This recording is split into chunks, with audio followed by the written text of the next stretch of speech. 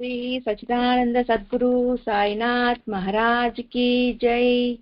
सच्चिदानंद सद्गुरु भरद्वाज महाराज की जय। गुरुदेव दत्ता। சாய்நாதரின் அனுகிரகத்தோடும் மாஸ்டர் அவர்களின் ஆசீர்வாதத்தோடும் சத்சங்கம் என்ற இந்த முறையில நாம இன்னைக்கு சாய்பாபாவும் அவரது போதனை முறைகளும் என்ற அத்தியாயத்தில இருந்து நாம பார்க்கிறோம். இன்னைக்கு பக்தர்களோடு தொடர்பு கொண்ட பல்வேறு முறைகள் அப்படின்ற தலைப்புல இருந்து நாம பார்க்கிறோம். சில சமயங்கள்ல பாபா பக்தரின் இதயத்தோட தொடர்பு கொள்வார். ஸ்ரீ நாராயண ஆசிரம் அப்படின்றவரு சொல்றாரு, ஆன்மீக முன்னேற்றம் அடைவதற்கு பாபா அன்மையே வேண்டும் என்பது அவசியம் இல்லை. நான் ஷிரடிக்கு போறச்ச எல்லாம் நான் மசூதியில போய் நான் அமர மாட்டேன், நான் சாவடியில தான் போய் நான் அமருவேன். ஆனா அங்க போனா கூட பாபாவினுடைய நேரடியான சக்திக்கு உட்பட்டவராகத்தான் இருப்பார் அப்படின்னு சொல்றாரு. பாபா அவரை நாடி வர பக்தர்களுக்கு எத்தனையோ விதமா அவர் பல்வேறு முறைகள்ல அவர் போதனைகள் சொல்லியிருக்காரு.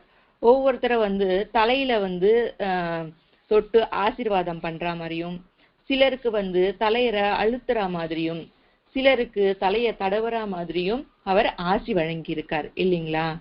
இதெல்லாம் அவரு செய்யறது எல்லாமே எதற்கு அப்படின்னா வெறும் வெளிச்சடங்குக்கு தாங்க. ஏன்னா எல்லாவித வேறுபாடுகளும் பொய் தாங்க, எல்லாமே வெளிச்சடங்கு. இந்த வெளிச்சடங்கு எதற்கு அப்படின்னா பாபா தொட்ட மாத்திரத்திலேயே அங்க அனுகிரகம் கிடைக்கும் இல்லைங்களா? இங்க நாம ஆசீர்வதிக்கப்பட வேண்டும் என்றாலும் நமக்கு அருகதை இருக்கா இல்லையா அப்படிங்கிறது இல்ல. ஒருத்தரை தலை மேல கை வச்சு ஆசீர்வதிக்கிறாரு, இன்னொருத்தரை தலையை அழுத்தி ஆசீர்வதிக்கிறாரு, இன்னொருவருக்கு இன்னொரு மாதிரி ஆசீர்வாதம் பண்றாரு. இதெல்லாம் வெறும் வெளிச்சடங்கு தான். அனுகிரகம் பண்ண வேண்டும் அப்படின்ற சங்கல்பம் மட்டும் தாங்க இங்க உண்மை. அந்த சங்கல்பத்திற்கு தான் மசூதிலேயே இருக்கணும் அப்படின்ற அவசியம் இல்லை. ஏன்னா தொட்டாலோ இல்ல தொடாமலேயோ தன் மேல அடிச்சோ இல்ல தலைய தொட்டோ அவர் எப்படி ஆசீர்வாதம் பண்ண நினைத்தாலும் அவருடைய சங்கல்பம் தான் அங்க வேலை செய்யும். மீதி எல்லாம் வெளிச்சடங்கு தான், அதாவது வெளிப்படை ஆக செய்யற சடங்குகள் தான் இதெல்லாமே. சோ இதெல்லாம் போய் தான். அவரு கொடுக்க வேண்டும் அப்படின்னு நினைச்சிட்டாருன்னா அந்த சங்கல்பம் ஒண்ணே அவருக்கு அது உண்மையானது இல்லைங்களா? அவர் தொட்ட மாத்திரத்திலேயே எல்லாமே நடக்கும் அப்படின்றது கூட இல்ல. அவர் எங்கேயோ இருந்தா கூட அவர் இங்க நினைச்சாவே அவங்களுக்கு அந்த ஆசீர்வாதம் போய் சேர்ந்துரும் இல்லைங்களா? சோ இங்க இந்த போதனை முறைகள் அவருக்கு பலவேறு விதமா இருக்கும். இந்த மாதிரியான போதனை முறைகளும் அவரு மேற்கொண்டிருக்கிறார்.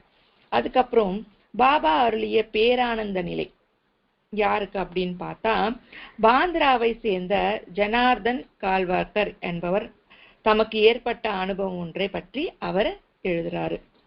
என்னன்னா 1917ஆம் ஆண்டு அவரு ஷிரடி போயிருந்தப்போ பாபா அவருடைய உள்ளங்கைய தன் தலை மேல வைக்கிறச்ச அவருக்கு ஒரு புதுமையான அனுபவம் ஏற்பட்டுதான்.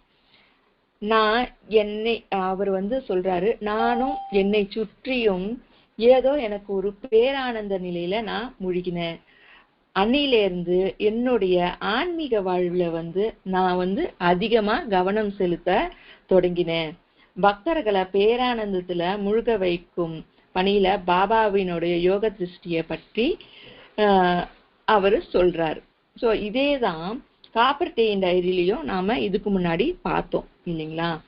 சோ அதுக்கப்புறமா இன்னொரு முறை மறைமுகமான போதனை. ஒருத்தருக்கு தன்னுடைய நேரடி போதனை கொடுக்கிறாரு, இன்னொருத்தருக்கு மறைமுகமான போதனையும் அவரு கொடுக்கிறாரு. பாபா சில சமயங்கள்ல வந்து நுட்பமாகவும் மறைமுகமாகவும் போதனை செய்வார் இல்லைங்களா. அது மாதிரிதான் பூனாவை சேர்ந்த நாராயண அம்பேத்கர் அப்படின்றவரு தமது வேலையிலிருந்து ரிட்டையர்ட் ஆயிட்ட உடனே அவர் வந்து சில 7.5 ஆண்டு காலம் வந்து அவருக்கு வந்து அதாவது பண விஷயமா இருந்தாலும் சரி நிறைய இன்னல்களை வந்து அவரை அனுபவிச்சார். அப்போ அவருக்கு ஷிரடிக்கும் பல முறை அவர் வந்து போயிட்டும் வந்தார். அவருடைய கஷ்டங்கள் எல்லாம் பாபாவுக்கு வந்து பல முறை அவர் சொல்லிக்கிட்டும் ஷிரடிக்கும் போயிட்டு வந்தார். ஆனாலும் அவருடைய துன்பங்களுக்கு வந்து ஒரு முடிவு இல்லாதது போலவே இருந்தது. அதுக்கப்புறமா அவர் என்ன பண்ணினாருன்னா, ஒரு நாள் 1916ஆம் ஆண்டுல வந்து அவர் வந்து அவருடைய நம்பிக்கை முழுதும் இழந்தவரா இருந்துட்டாரு. அவர் என்ன பண்ணாருன்னா, நான் வந்து இனிமே இருக்கிறதே வேஸ்ட், நான் வந்து தற்கொலை செஞ்சுக்கலாம், என்னுடைய இந்த இன்னல்கள் இருந்து நான் வந்து வெளியே வரணும்னா நான் வந்து சாகிறது தான் சரி, நான் தற்கொலை செஞ்சு கொள்ளலாம் அப்படின்ற ஒரு மனோநிலையோட அவர் வந்து தீட்சத்தோட வாடா இருக்கு இல்லைங்களா, அது எதிர்க்கல வந்து ஒரு கட்ட வண்டி மேல உட்காந்துக்கிட்டு அவர் வந்து எதிரில் இருக்கிற அந்த கிணற்றுல வந்து நாம குதிச்சு நம்மளோட உயிரை எடுத்துக்கலாம், இழக்கலாம். அது பாபா முன்னிலையில நடந்தா அடுத்த பிறவிலாவது நமக்கு ஒரு நல்ல பிறவி நமக்கு கிடைக்கும் அப்படின்ற ஒரு நம்பிக்கையில வந்து அந்த கட்ட வண்டி மேல உட்காந்துக்கிட்டு யோசிச்சுக்கிட்டே இருக்கார். அப்போ திடீர்னு சகுன்வர் நாயக் வந்து அம்பேத்கரை அணுகி, நீங்க அகல்கோட்டை சேர்ந்த ஸ்ரீ சுவாமி சமர்த்தனுடைய வாழ்க்கை சரித்திரத்தை படிச்சிருக்கிறீங்களா அப்படின்னு சொல்லிட்டு, இந்த படிங்க அப்படின்னு சொல்லிட்டு அவர் வந்து புத்தகத்தை அவர்கிட்ட கொடுத்துட்டு போயிடுறார். சரி, இவர் வந்து வேண்டாவிருப்பா, நாம சாக போறோம் அப்படின்னு சொல்லிட்டு சரி அந்த புக்கை வந்து தன்னுடைய கை போன போக்குல வந்து திருப்புறார். திருப்பின உடனே அதுல வந்து அகல்கோட் சுவாமியின் பக்தர் ஒருவருடைய பல்வேறு துன்பங்கள்ல தாக்கப்பட்டவர் பல்வேறு துன்பங்கள்ல தாக்கப்பட்டவராய் இருந்து அவரும் தற்கொலை செய்து கொள்ள வேண்டும் அப்படின்ற ஒரு முடிவு எடுக்கிற ஒரு பக்தனுடைய அத்தியாயம் அதுல வருது. அவரும் என்ன பண்றாருன்னா, தன்னுடைய முடிவை தேடிக்கிறதுக்கு கிணத்துல விழுந்து அவர் தற்கொலை செய்துக்கிறதுக்கு முயற்சி செய்யறார். அவர் தற்கொலை செய்து கொள்ளும் பொழுது அங்கே வந்து அந்த மகான் வந்து தோன்றி அவரை காப்பாற்றுறார். காப்பாத்திட்டு, நீ ஏன் தற்கொலை செய்து கொள்ற, தற்கொலை செய்து கொள்வது மிகவும் பாவம் அப்படின்னு சொல்றாரு. இல்ல சுவாமி, எனக்கு வந்து என்னால இந்த உலகத்துல வாழ முடியல, எனக்கு நிறைய இன்னல்கள் இருக்கு, நான் வந்து இதெல்லாம் போகிக்கணும்னா நான் வந்து தற்கொலை செய்து கொள்வது தான் எனக்கு சரி, அடுத்த ஜென்மத்திலாவது நான் வந்து நல்லபடியா பிறக்கணும் அப்படின்னு வேண்டிக்கிறேன் அப்படின்னு சொல்லும்போது, அப்போ அந்த சுவாமி அகல்கோட் சுவாமி அவர் சொல்றாரு, நீ தற்கொலை செஞ்சுக்கிறது மகா பாவம், நீ உன்னோட கர்ம பந்தங்களை வந்து நீ கர்மாவை கழிக்காம நீ இப்போ தற்கொலை செஞ்சுக்கிட்டேன்னா அடுத்த ஜென்மத்திலேயும் மறுபடியும் இந்த கர்மா உனக்கு தொடரும். அதனால வந்து இந்த ஜென்மத்திலேயே உனக்கு இருக்கிற இந்த கர்மாவை நீ கழிச்சுக்கிட்டாதான் அடுத்த ஜென்மத்துல நீ நல்ல பிறவி எடுக்க முடியும். அதனால நீ இந்த ஜென்மத்துல கழிக்க வேண்டிய இந்த கர்மாவை நீ கழிக்கணும் அப்படின்னு சொல்லிட்டு அவருக்கு அறிவுரை கூறுறார். ஸோ அவரும் அந்த சுவாமியை நன்றி சொல்லிட்டு ஓகே அப்படின்னு சொல்லிட்டு அவருக்கு நன்றி சொல்லிட்டு அவரும் போயிடுறார். இந்த புத்தகத்துல இந்த நிகழ்ச்சியை பார்த்தோன்னே அம்பேத்கருடைய கண்கள் திறக்குது. பின்னாடி அப்புறம் ஆமா, நாம செய்யறது தப்புதான், நம்மளுடைய கர்ம பந்தங்கள்ல இருந்து நம்மளை சுவாமி காப்பாத்திட்டாரு அப்படின்னு அவர் நினைக்கிறாரு. அதுக்கப்புறமா வந்து சாய்பாபா வந்து அம்பேத்கருடைய தந்தை அகல்கோட் சுவாமி அவருடைய பக்தர், சரிங்களா. அம்பேத்கருடைய தந்தை வந்து அகல்கோட் சுவாமியின் பக்தர். அது அவருக்கு சொல்றதால அவரும் அதே வழியில அவரை சேவிக்கணும் அப்படின்னு சொல்றார். நீயும் உன் தந்தையை போல அகல்கோட் சுவாமிய வழிபடணும் அப்படின்னு சொல்லிட்டு அவருக்கு அறிவுரை கூறி அனுப்புறார். பாத்தீங்களா, ஒரு பக்தனா இருந்தாலே அவருடைய பக்தனை ஒரு நல்ல சத்குருவுக்கு வழிகாட்டிய அதாவது ஒரு நல்ல சத்குருவோட வழிகாட்டலுக்கு அவங்கள செலுத்தப்படுறார் அப்படின்றத இங்க நாம பார்க்கிறோம். அதே போலதான்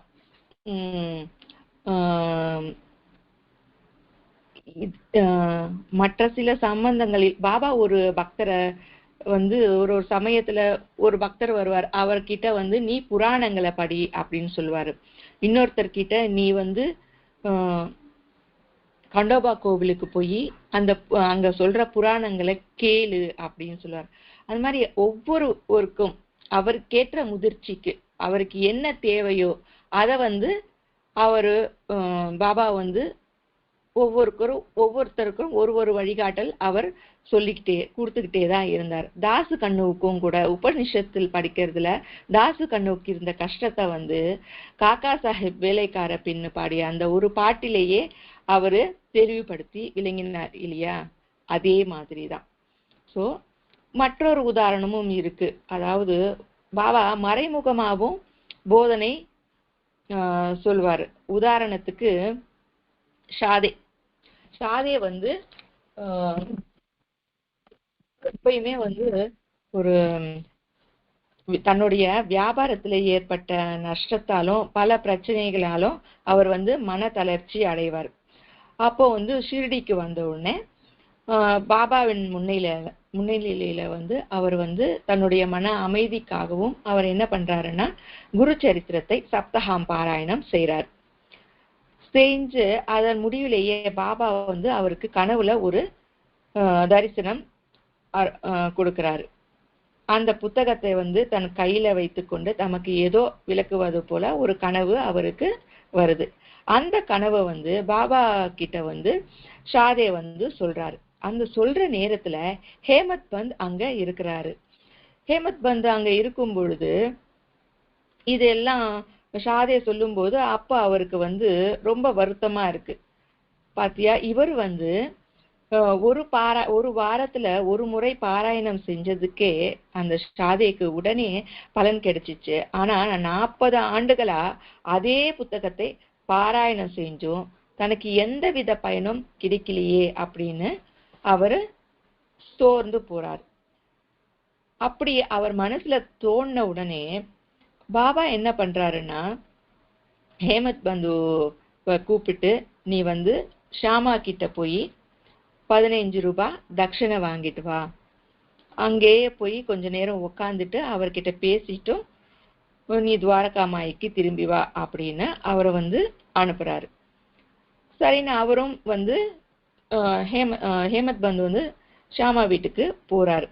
அவர் போய் அந்த திண்ணையில உக்காந்துட்டு இருக்கும் பொழுது அங்க ஒரு புத்தக அலமாரியும் இருக்கு. ஷியாமாவும் பூஜை செஞ்சுக்கிட்டு இருக்காரு. சரி, அவர் வர வரைக்கும் நம்ம இந்த புத்தக அலமாரியில ஏக்நாத் பாகவத்தை பார்த்துட்டு அவர் அது தினையும் ஒரு அத்தியாயம் படிக்கிற வழக்கம் அவருக்கு இருக்கு.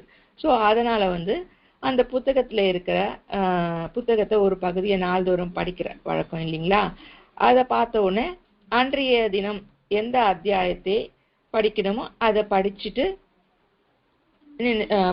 உட்கார்ந்துட்டு இருக்காரு. படிச்சு முடிச்ச உடனேயே ஷியாமா தன்னுடைய பூஜையை முடிச்சுக்கிட்டு வராரு. பூஜையை முடிச்சுக்கிட்டு வந்த உடனேயே அவருக்கு ஒரு பொண்ணோட கதையை சொல்லணும் அப்படின்னு அவருக்கு ஒரு ஊந்தல் ஏற்படுது. அப்போ ஷியாமா ஹேமத் பந்து கிட்ட சொல்றாரு, தன்னை சிஷ்யராக ஏத்துக்கோங்க அப்படின்னு சொல்லிட்டு ஒருத்தர் வராங்க. அதாவது தன்னை பாபா தம்ம சிஷ்யராக ஏத்துக்குங்க, மந்திர உபதேசம் எனக்கு செய்யும் வரையில உணவும் நீரும் நான் சாப்பிட மாட்டேன் அப்படின்னு தீர்மானிச்சு ஒரு பெண் வராங்க. அந்த கதையை ஹேமத் பந்துவுக்கு சொல்றார். அப்போ அந்த பெண்மணியிடம் மந்திர உபதேசம் தருவதெல்லாம் என்னோட வழி இல்லம்மா, நானே என்னுடைய குருவிடம் மாறாத அன்பும் பக்தியும் செலுத்தியது காரணமாக தான் நான் மகானா மாறினேன். தமக்கே எந்தவித மந்திர உபதேசமும் எனக்கு யாருமே செய்யல. சோ ஆன்மீக துறையில குருவிடம் நம்பிக்கையும் நீண்ட கால பொறுமையும் இருந்தாலே தேவையானது அப்படின்னு அந்த பெண்ணுக்கு புத்திமதி சொல்லி அனுப்புறாரு.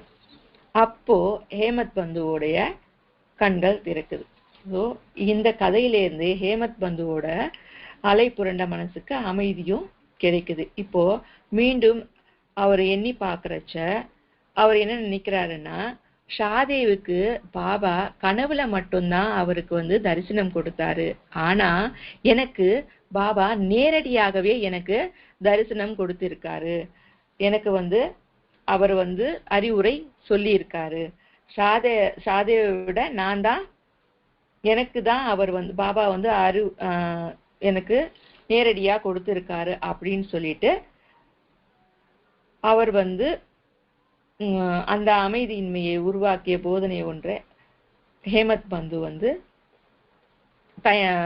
பாபா கிட்ட போய் தயங்கி நின்று, என்ன மன்னிச்சிடுங்க பாபா, நான் இந்த மாதிரி தப்பா எனக்கு சரியான நேரத்துல எனக்கு நல்ல உபதேசம் கொடுத்தீங்க அப்படின்னு சொல்லிட்டு நன்றியும் சொல்லிக்கிறாரு. அந்த அறிவுரை பெற்றதுக்கு அவர் பாபாவிடம் நன்றியும் சொல்லிக்கிறார். சோ நேரடியான போதனைகள் எல்லாருக்குமே கொடுத்தாரா அப்படின்னு பார்த்தா நிறைய ஒரு சிலருக்கு கொடுத்திருக்காரு. இன்னொரு நேரடியான போதனை என்னன்னா, அப்துல் அப்படின்னு ஒருத்தர் பக்தர் இருக்காரு இல்லைங்களா, அவர் எப்பவுமே அதாவது சொன்ன புத்திமதி எல்லாமே அவர் மீறதே வழக்கம். என்ன சொல்வாருன்னா, நீ குறைவா சாப்பிடணும், அதாவது உனக்கு ஒரு பதார்த்தமே போதும், 2-3 பதார்த்தம் வேண்டாம், நீ உறங்கிறது கூட ரொம்ப நேரம் தூங்குற, நீ தூக்கத்தை குறைச்சிக்கோ, சாப்பாட்டையும் கொஞ்சம் குறைச்சிக்கோ, அதுல ருசி இருக்கிறதான்னு பார்க்காத, வயிற்றுக்கு சாப்பாடு வேணும், உனக்கு எவ்வளவு வேணுமோ அது அந்த அளவுக்கே எடுத்துக்கோ அப்படின்னு சொல்லிட்டு பாபா எத்தனையோ முறை அவருக்கு அறிவுரை கூறியிருக்காரு. ஆனாலும் அவர் ஒரு வாட்டி அதை கடைபிடிப்பாரு, ஒரு வாட்டி லூஸ் பண்ணிடுவார். அப்படி இருந்தாலும் கூட பாபா ஒரு வாட்டி அவரை விட்டு கொடுத்தும் ஊக்குவித்தும் அவரை திருத்துவார். ஒரு நாள் அந்த அப்துல் ரொம்ப டயர்டா, வேலை நிறைய செஞ்சு ரொம்ப களைச்சு போயிடுறாரு, ரொம்ப டயர்டா இருக்கிறாரு. அப்போ அவர் என்ன பண்றாருன்னா, தன்னோட தூக்கம் பொத்திக்கிட்டு வருது. அப்ப என்ன பண்றாரு, தன்னுடைய 2 கரங்களையும் நல்லா இறுக்கி தலையில வச்சுக்கிட்டு தூங்கணும் அப்படின்னு சொல்லிட்டு தூங்கும்போது பாபா என்ன சொல்றாருன்னா, சந்திரனை பார்க்க போறியா அப்படின்னு கேக்குறாரு.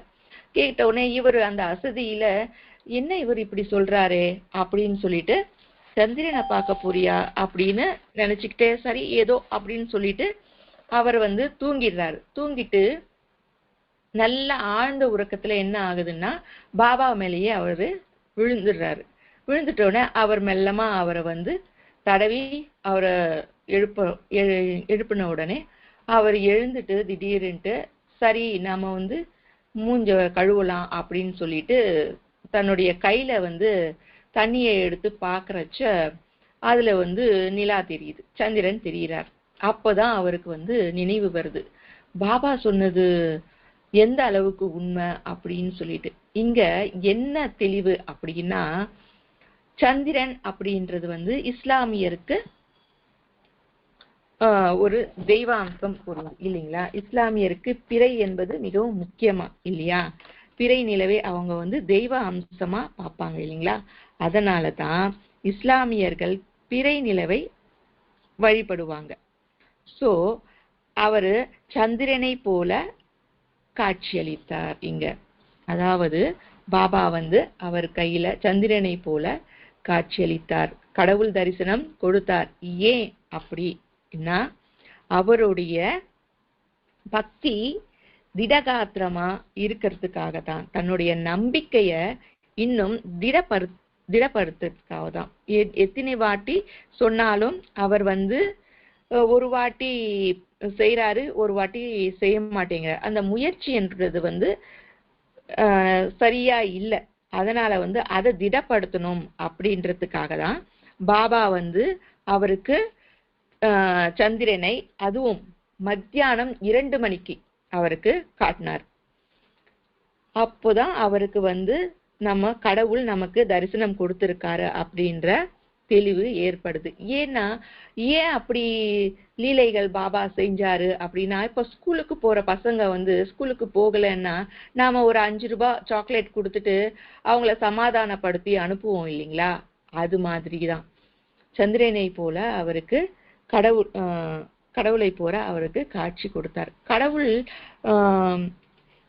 இப்படி ஒரு லீலைய ஏன் செய்யறாரு அப்படின்னு பார்த்தா, இந்த ஒரு லீலையை காண்பித்தல் எதற்கு அப்படின்னா, அந்த லீலைக்கு பின்னாடி அந்த பக்தனுடைய முன்னேற்றம் இருக்கும் அப்படின்றதுக்காக மட்டும்தான். தான் வந்து பக்தியில திடகாத்திரமா இருக்கணும், நல்ல நாம வர்றதுக்கு நல்ல முயற்சி செய்யணும் அப்படின்ற ஒரே ஒரு காரணத்துக்காக தான் மகான்கள் வந்து கடவுள் வந்து இந்த மாதிரி லீலைகளை தன்னுடைய பக்தர்களுக்கு செஞ்சு காட்டுவாங்க. சில சமயம் அதாவது அப்துல்லா வந்து சில சமயம் அவர் வந்து ஆசி வழங்கும் திட்டம் வந்து வேற விதமாகவும் இருக்கும். அவரை திட்டமும் செஞ்சிருக்காரு. அதாவது நாம கூட குழந்தைங்களை ஒரு வாட்டி செய்யலன்னா அடிப்போம் இல்லைங்களா? ஒரு தாய் தன்னுடைய குழந்தை நல்வழிப்படணும்னா அடிக்கிற நேரத்துல அடிப்போம், வைக்கிற நேரத்துல வைப்போம் இல்லைங்களா? அதே மாதிரிதான் சில நேரத்துல அவரை திட்டவும் செஞ்சிருக்காரு, வசுக்கள் பொழியவும் செஞ்சிருக்காரு. இந்த மாதிரி இவரை மட்டும் இல்லைங்களே, திரு ஜோக்கியும் கூட அதே மாதிரிதான் அவர் வந்து செஞ்சிருக்காரு. பல முறை அவங்க 2 பேரையும் அடிச்சும் இருக்காராம். இதெல்லாம் எதுக்காக அப்படின்னா, இது எல்லாமே ஆசிதான் அப்படின்னு சொல்றாங்க. பாபா போதனைகள் ஒருவருக்கு ஒருவர் மாறுபட்டுக்கிட்டே இருக்குங்க. அவருடைய லீலைகள் செய்வதே அவர் நம்பிக்கையை வளர்த்து திடப்படுத்துறதுக்காக மட்டும்தான் அவரு இந்த மாதிரி செய்யறாரு. ஸோ அதுக்கப்புறமா வந்து சம்ஸ்கிருதம் போதிக்கிறது. நானா சாஹிப் நிமோக்கர் இருக்காரு இல்லைங்களா? அவருக்கு வந்து பாகவதம் படிக்கிறதுல வந்து அவருக்கு ரொம்ப பிரியம். ஆன்மீகமா சாதனைக்காக அவர் வந்து இது படிக்கணும் அப்படின்னு சொல்லிட்டு அவருக்கு ரொம்ப ஆசையா இருக்கும். ஆனா அவருக்கு வந்து சம்ஸ்கிருதம் தெரியாது. ஒரு முறை பாபா, காக்கா நீ ஏன் பாகவதம் எல்லாம் படிக்கிறது இல்ல அப்படின்னு கேக்குறாரு. அவரு, எனக்கு சம்ஸ்கிருதம் எல்லாம் தெரியாது பாபா அப்படின்னு சொல்றாரு. அப்போ அவரு சொல்றாரு, கவலைப்படாத, உனக்கு மசூதி தாய் உனக்கு சம்ஸ்கிருதம் போதிப்பா, நீ மெதுவா கற்றுக்கொள்ளலாம் அப்படின்னு பாபா உறுதி கொடுக்கிறாரு. பாபாவின் சொற்களும் நம்பிக்கையும் வைத்தவரா அவர் என்ன பண்றாருன்னா, அர்த்தம் புரிந்தும் புரியலனாலும் மெல்ல மெல்லமா கொஞ்சம் கொஞ்சமா வந்து அவரு அதை படிச்சு நல்லா தெரிஞ்சு அதுலயும் அவரு தேர்ச்சி பெற்றுறாரு. நல்லா படிச்சு அதுல நல்லா தேறிட்ட உடனே அவர் வந்து தீக்ஷதர், ஜோக் போன்றவர்களுக்கு கூட, காக்கா சாஹேப் தீக்ஷதர், ஜோக் போன்றவர்களுக்கு கூட அவரு அர்த்தம் சொல்றார். அதாவது ஞானேஸ்வரி, பகவத்கீதை முதலிய நூல்களுக்கெல்லாம் ஏற்பட்ட சந்தேகங்களுக்கு கூட அவங்களுக்கு இவர் வந்து விளக்கி சொல்ற திறமைக்கு அவர் அடையிறார். அந்த அளவுக்கு வந்து அவர் வந்து நல்லா புலமை பெற்றார் அதுல. அப்போ ஒரு சமயம் பாபா அவர்கிட்ட சொல்றாரு, நாம எதற்காக மற்றவர்களுக்கு விளக்கம் கூற வேண்டும், அது செருக்கை வளர்க்கும் அப்படின்னு சொல்றார். இங்க செருக்கு அப்படி என்றது அகந்தை அப்படின்னு பொருள். அகந்தை, எனக்கு நல்லா தெரியும், நான் வந்து சொல்றேன் அப்படின்ற அகந்தை வரும். எனக்கு நல்லா தெரியும், நான் சொல்றேனே அப்படின்னு நாம சொல்லுவோம் இல்லைங்களா? ஒரு ஏன்னா அங்க யாருக்குமே தெரியல, எனக்கு மட்டும் நல்லா தெரியும் அப்படின்ற ஒரு கர்வம் நமக்கு அங்க கொஞ்சம் தலை தூக்கும் இல்லைங்களா? அந்த மாதிரி தலை தூக்கும் அப்படின்னு இங்க சொல்றார். ஏன்னா பாபா அப்படி சொன்னாருன்னா, இதுவே ஒருத்தரை வந்து கண்டோபா ஆலயத்துல போய் சொற்பொழிவு கேளுன்னு சொன்னாரு.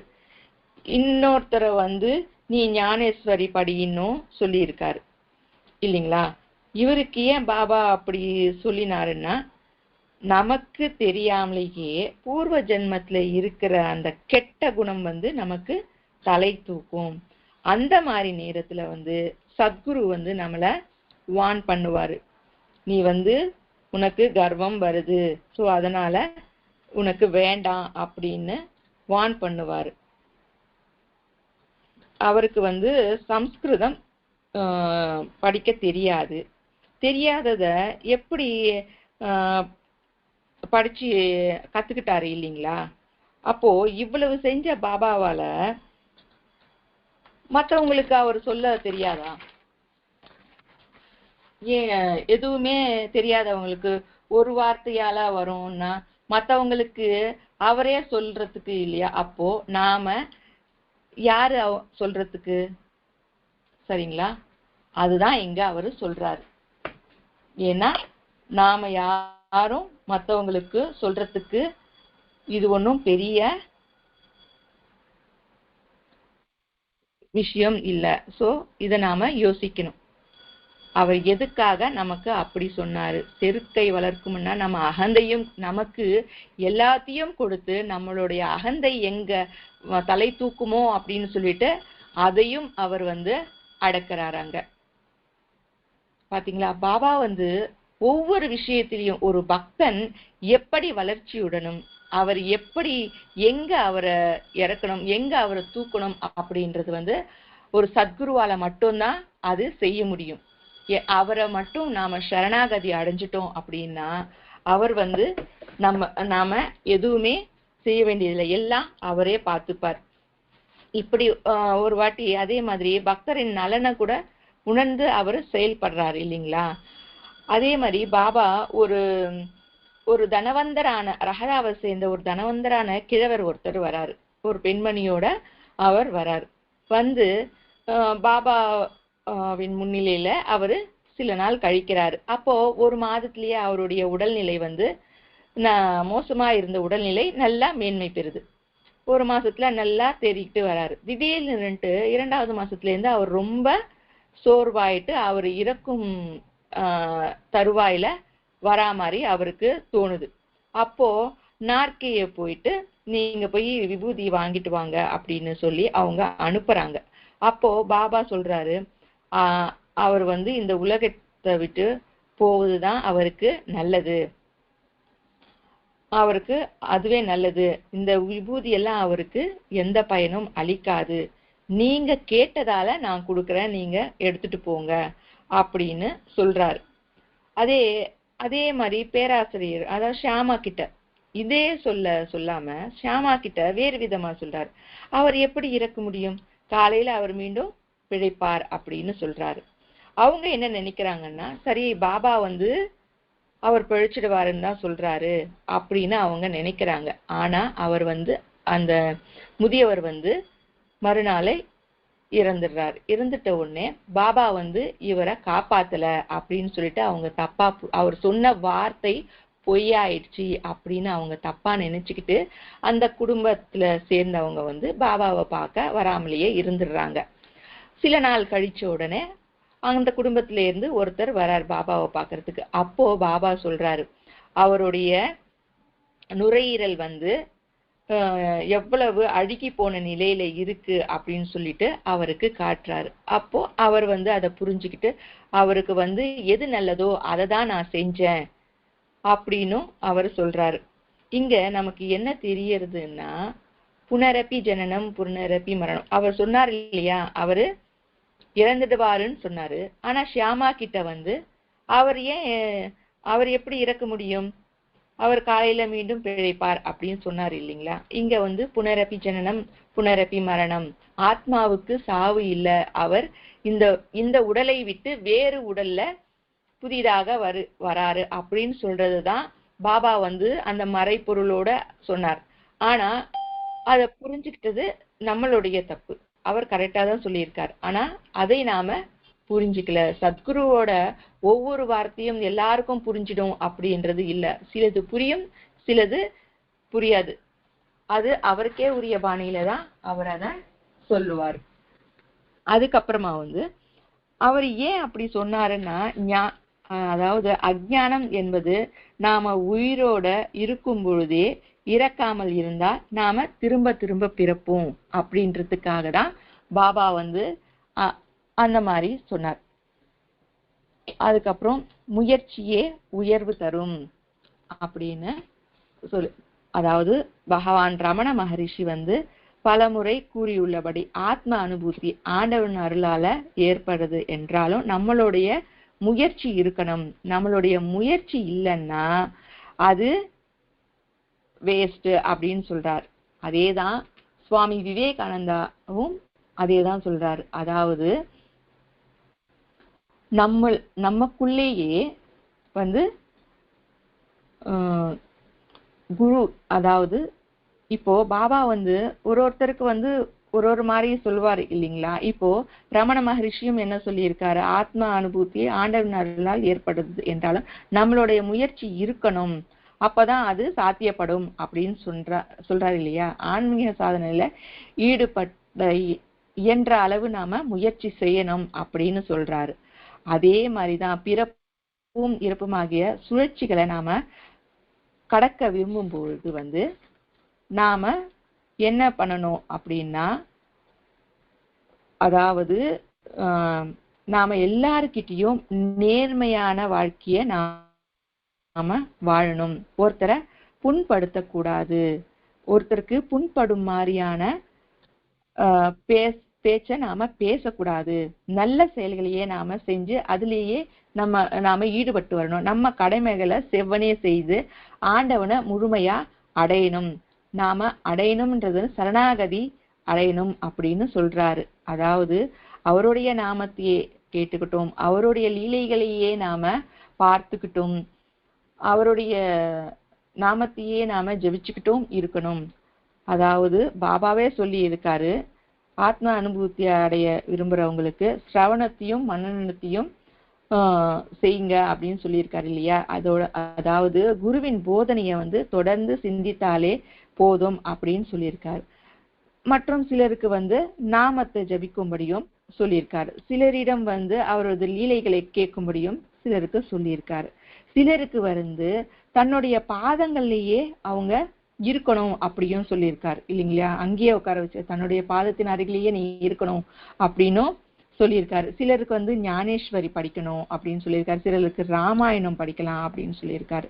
இப்படி ஒவ்வொரு பக்தர்கள், அதாவது அவரவருக்கு உள்ள முதிர்ச்சி, அவங்களுக்கு எது தேவையோ அதை மட்டுமே பாபா சொல்லி இருக்காரு.